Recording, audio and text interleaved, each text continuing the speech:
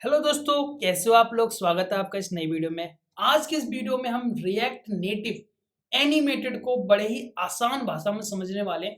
3 steps follow करेंगे जिससे हम एनिमेटेड को इम्प्लीमेंट करेंगे और कुछ ऐसा एनिमेशन बनाने की कोशिश करेंगे। इस एनिमेशन के अंदर हमारा हर ट्रांसफॉर्म है, मतलब हम स्केलिंग भी कर रहे हैं, हम ट्रांसलेट एक्स भी कर रहे हैं, ट्रांसलेट वाई भी कर रहे हैं और हम रोटेट भी कर रहे हैं। तो यहाँ से आप देखो, देख रहे हो, ये ट्रांसलेट बाई भी हो रहा है, ऊपर जा रहा है, राइट साइड में जा रहा है, ट्रांसलेट एक्स भी हो रहा है। यहाँ पे देखो साइज भी इसका छोटा बड़ा हो गया, स्केलिंग हो रहा है और ये देखो यहाँ से रोटेट भी हो रहा है ना, रोटेट करके जा रहा है 360 डिग्री। तो ये सारी चीजें हम इस वीडियो के अंदर देखने वाले हैं बहुत ही इजी स्टेप्स के साथ। तो वीडियो को पूरा देखना, अच्छा लगे, हेल्पफुल लगे तो लाइक जरूर करना है और बाकी जिन लोगों ने अभी तक चैनल को सब्सक्राइब नहीं किया वो लोग कर सकते हैं। बाकी स्टार्ट करते हैं।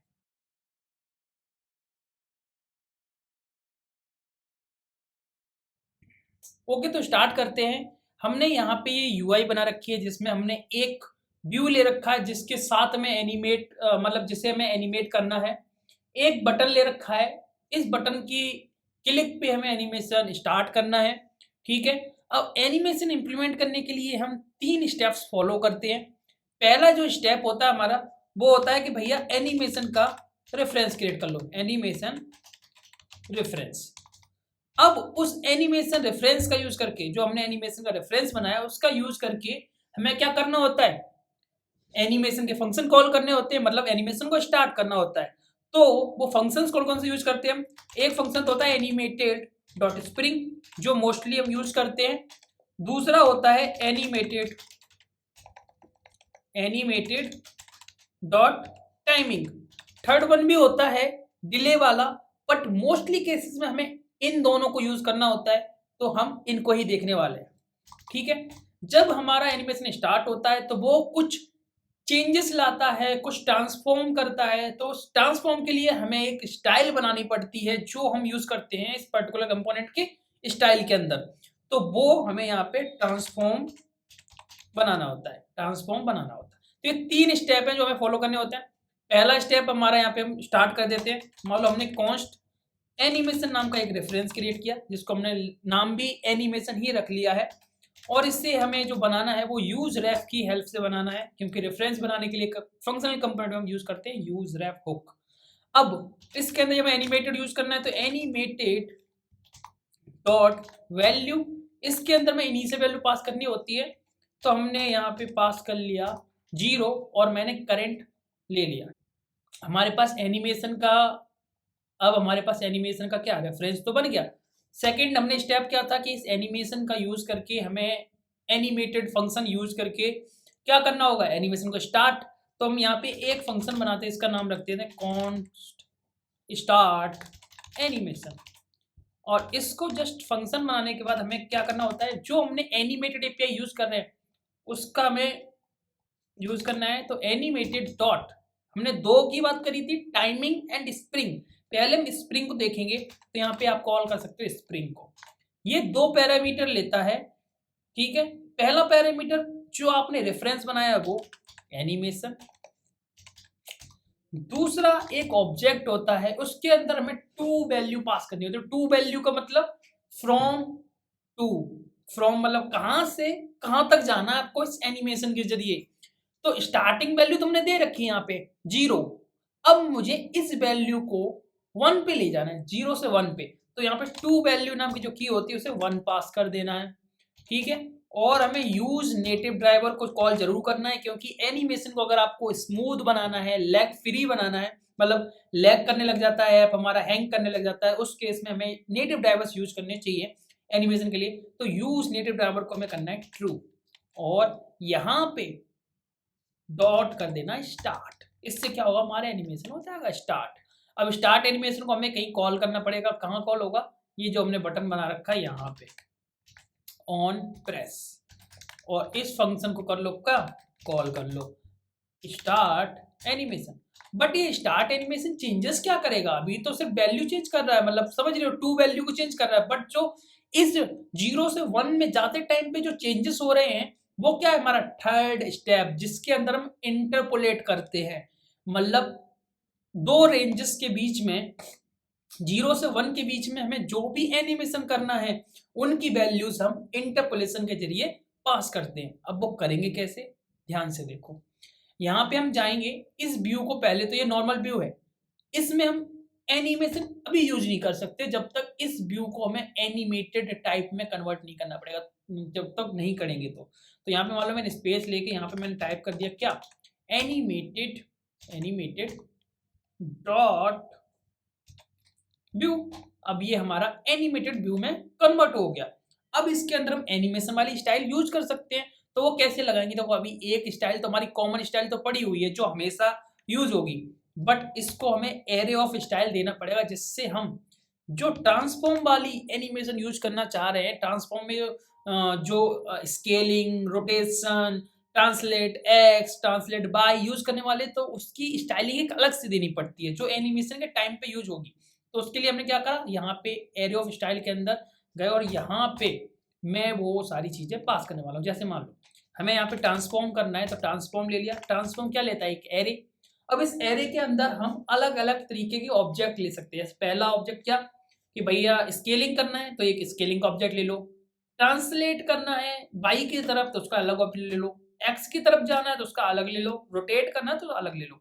तो यहाँ पे हम चारों चीज को ट्राई करके देखेंगे, ठीक है। तो मुझे अभी क्या करना है ना, अपना जो ऑरेंज है व्यू, इसको मुझे ले जाना है ऊपर नीचे, मतलब इसको मुझे मूव कराना है वर्टिकली, मतलब ट्रांसलेट वाई, ठीक है। तो यहाँ पे हमने यहाँ पे क्या लिखा, ट्रांसलेट वाई। अब ट्रांसलेट वाई के लिए मैंने बोला था ना कि हम एनिमेशन के अंदर इंटरपोलेट यूज करते हैं।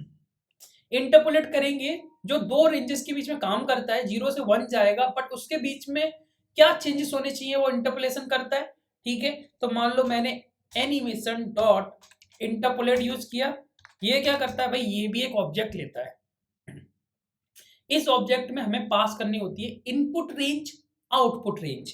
तो इनपुट रेंज हमारी क्या है, 0 से 1, जो हमने यहाँ देखो 0 दिया है और यहाँ हमने 1 किया है, तो इनपुट रेंज में हमें लिखना है क्या, 0 से 1। ये एक एरे होता है जिसमें हम इस तरीके की वैल्यू देते हैं 0 से 1, ठीक है।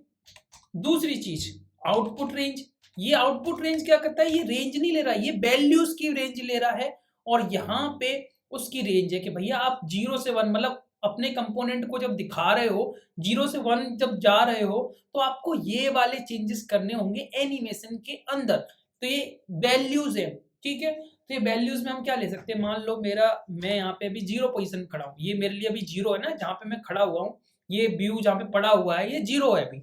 0 से मैं चाहता हूँ 100 डिस्टेंस पे मैं जाऊं, मतलब यहाँ से 100 इधर या इधर जाऊं। तो मान लो मैंने क्या करा, 0,100 डाल दिया और मैंने कर दिया सेव। अब देखो जब मैं इस पे स्टार्ट एनिमेशन करूंगा ना तो ये जाएगा 100, ये इधर की साइड आया, मैं चाहूं कि ऊपर की साइड जाऊं तो भाई माइनस लगा दो, और इसको एक बार सेव करना पड़ेगा, आपको रिफ्रेश करना पड़ेगा। क्यों, क्योंकि अभी हमने सिर्फ वन डायरेक्शनल एनिमेशन लगाया, मतलब ये जा सकता है वापस आ नहीं सकता, क्योंकि बटन हम एक बार क्लिक कर रहे, बार बार वही लॉजिक चलेगा। तो वो एक बार जब उस डेस्टिनेशन में पहुंच गया है तो बार बार कैसे जाएगा, है ना। तो मान लो मैंने ऊपर करा, ऊपर चला गया, बार बार क्लिक करते रहे कोई फर्क नहीं पड़ेगा। अब इसे वापस भी तो लाना है, तो वापस लाने के लिए क्या करना होगा, मुझे स्टेट के साथ काम करना होगा। तो यहाँ पे चलो और कॉन्स्ट एक स्टेट ले लो, क्या, बटन क्लिक्ड, ठीक है। अब सेट बटन क्लिक्ड, ये क्या करेगा कि जब भी हम बटन पे क्लिक करेंगे अगर ये ट्रू होगा तो फॉल्स हो जाएगा, फॉल्स होगा तो ट्रू हो जाएगा। तो मेरा एनिमेशन अब ऊपर होगा तो नीचे आ जाएगा व्यू, और नीचे होगा तो ऊपर चला जाएगा, इस तरीके से चलने वाला है। तो स्टार्टिंग में मान लो ये फॉल्स है, ठीक है। अब मैंने क्या करा, जैसे ही मैं बटन पे क्लिक करता हूँ ना, इसको मैं ट्रू कर दूंगा, तो अपोज वैल्यू जो होंगी अभी हमेशा अपोजिट वैल्यू मिलेगी। तो बटन क्लिक को मैं क्या करूंगा, यहाँ पे नॉट वाला सिंबल यूज करूंगा और मैं यहाँ पे बटन क्लिक दे दूंगा। इससे क्या होगा कि ट्रू का फॉल्स हो जाएगा, फॉल्स का ट्रू मिलेगा, और मैं स्टार्ट एनिमेशन करूंगा। अब यहाँ देखो हमने डायरेक्टली वैल्यू 1 पास कर रखी, 0 से 1। मुझे 0 से 1 जाना है, बट 1 से 0 भी तो आना होगा ना, वापस भी तो आना होगा। तो उसके लिए क्या करना पड़ेगा भाई, यहाँ बटन क्लिक की वो डाल दो कंडीशन कि जब बटन क्लिक हो चुका है, मतलब मैं यहाँ पे कहीं पर ऊपर जा चुका हूँ, तो अब मुझे क्या करना होगा, 0 पे जाना होगा। 1 पे पहुंच चुका हूँ तो 1 से 0 आऊंगा ना रिटर्न, और अगर नहीं पहुंचा हूं तो मैं 0 से 1 जाऊंगा। बस ये कंडीशन यहाँ डाल ली थी। अब देखो कुछ भी अलग नहीं किया मैंने, बस इस वैल्यू में हेरा फेरी करी और ये तो ऊपर नीचे दोनों तरफ जा रहा है, कोई दिक्कत नहीं। अब ये तो हमारा सिंपल सा हो गया यार, है ना, सिंपल सा एनिमेशन हो गया। मतलब क्या कि हमने यार इसको सिर्फ ऊपर नीचे कर दिया। मैं चाहता हूँ इसको कि ये ऊपर जाए ना तब रोटेट होके जाए और नीचे आए तब भी रोटेट होके आए। ठीक है, तो वो कैसे होगा? तो अभी हमने ट्रांसलेट वाई यूज करा है। यहाँ पे इस ऑब्जेक्ट को कॉपी करो और हमें क्या करना है, यहाँ पे एक ऑब्जेक्ट डालना है, क्योंकि मैंने बोला था कि हम चारों के अलग अलग ऑब्जेक्ट यूज कर सकते हैं। ट्रांसलेट बाई हम ऑलरेडी यूज कर चुके हैं, तो हम यहाँ पे यूज करेंगे रोटेट।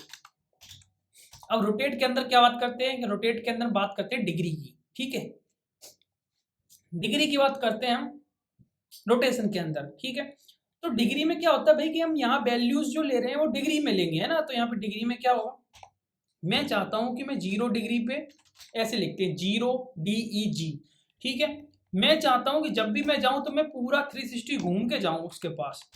ऊपर जा रहे हैं ना तो 360 घूम के जाएं और लौट के आए तो 0 पे वैसे ही लौट के आ जाए उल्टा। ठीक है, अब देखते हैं,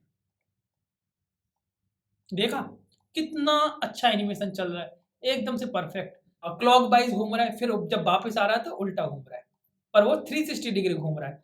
अब देखो घूम तो रहा है, रोटेशन भी होने लग गया, ट्रांसलेट बाई भी हो रहा है, पर मैं चाहता हूं ना कि ये सीधा ना जाए, ऊपर जाके ऐसे घूम के एक्स में भी जाए, मतलब बाई एक्सिस में अकेला ना जाए, थोड़ा सा एक्स की तरफ भी जाए। उसके लिए मैं क्या करना पड़ेगा भाई, ट्रांसलेट बाई यूज करा है ना, एक्स भी यूज कर लो यहाँ पे। अब ट्रांसलेट एक्स यूज करोगे तो मैं चाहता हूं कि यहाँ पे अप्रोक्स 150, 0 से 150 वैल्यू तक एक्स भी जाए, है ना। ये मैंने बाहर डाल दिया इसको, चलो बाहर नहीं होगा, यहाँ होगा। ठीक है, और मैंने सेव कर दिया। अब देखो क्या होगा, ये ऊपर स्ट्रेट नहीं जाएगा, ये ऐसे घूम के जाएगा, क्योंकि उसे y की वैल्यू भी बढ़ानी है, साथ में x की वैल्यू भी बढ़ानी है। तो देखो देख रहे हो कितना तगड़ा जा रहा है, क्योंकि ये ऐसे घूम के पहले y पे भी जा रहा है और x पे भी जाएगा, इसलिए ये पूरा एनिमेशन जा रहा है यहाँ पे इस तरीके से। अब एक चीज मान लो कि भाई ये रोटेट भी कर रहा है, ट्रांसलेट बाई भी हो रहा है, ट्रांसलेट एक्स भी हो रहा है, बट अभी इसका साइज में कुछ भी चेंजेस नहीं आ रहे। साइज में चेंजेस हम कब लाते हैं, स्केलिंग करके, या तो छोटा करो साइज को या बड़ा करो। तो उसके लिए हमें स्केलिंग यूज करनी पड़ेगी भाई। तो हम क्या करते हैं, इसको कॉपी करो, यहाँ पे पेस्ट करो, और यहाँ पे ट्रांसलेट एक्स की जगह पे हमें स्केल यूज करना है। और साइज में चाहता हूँ कि जो करेंट साइज है उससे जब मैं ऊपर की साइड जाऊं तो मेरा साइज हो जाए अराउंड, यहाँ 0 है, 0 नहीं 0.5 मान लो, 0.5 नहीं 1 मान लो, और ऊपर जाके ना आधा हो जाए साइज, और जब वापस आए तो फिर से पूरा हो जाए। ठीक है, मतलब यहाँ पे 1 है, पूरा साइज है, ऊपर जाएगा तो इसका आधा साइज रह जाएगा, यहाँ पे वापस आएगा तो फिर से पूरा हो जाएगा।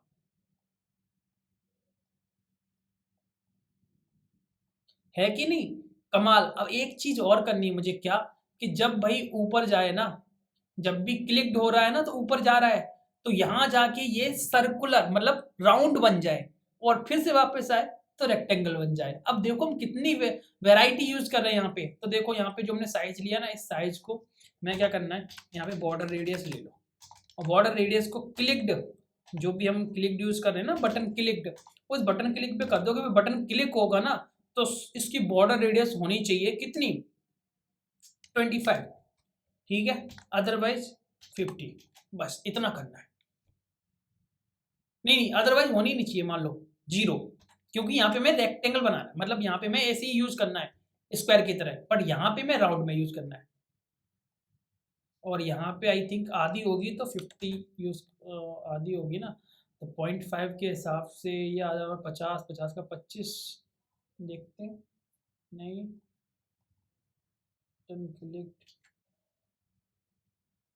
ठीक है 50 पे हो रहा है ना।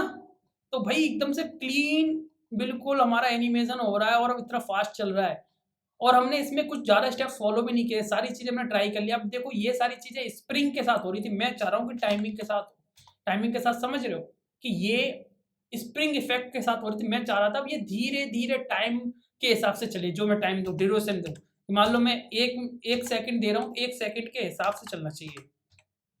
मैंने 1 सेकंड दिया, अब देखो आराम से आ रहा है ना,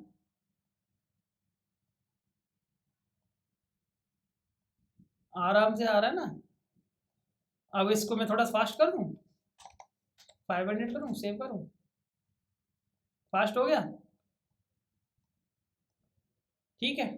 तो इस तरीके से हमें क्या करना होता है, एनिमेशन को यूज करना होता है। अब आप क्रिएटिविटी दिखाओ, इस कोड के साथ में जितना ज्यादा अच्छा एनिमेशन बना सको बनाओ, पर बस यही है एनिमेशन, इससे ज्यादा कुछ भी नहीं है, हमें यही समझना होता है।